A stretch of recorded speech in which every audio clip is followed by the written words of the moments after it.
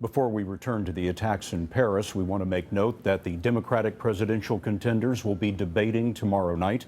John Dickerson will moderate, and our Nancy Cordes will join him on the panel, and they're in Des Moines tonight.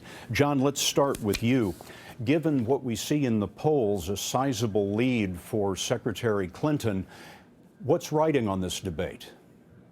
Well, you're right. She's very far ahead in the polls, and that's why she'll be getting a lot of pressure from her opponents. She's going to have to withstand that pressure and also try to lock in with her performance, the good performance people thought she had in the first debate. Elections are about choices, and debates are about distinctions, and that's the challenge for Senator Sanders and Governor O'Malley. They have to show voters through this debate what the difference is and why they'd be a better president than Hillary Clinton.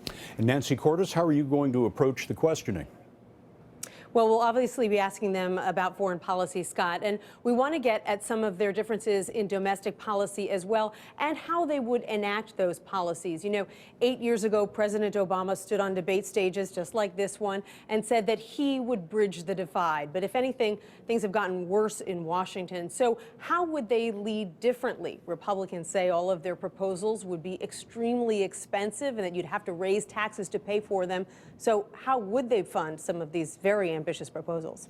An important event tomorrow night. Nancy Cordes, John Dickerson, thank you very much. You can watch the Democratic presidential debate tomorrow at 9 p.m. right here on CBS. Twitter is one of our partners for this debate, and we invite you to tweet us your questions for the candidates using the hashtag #DemDebate.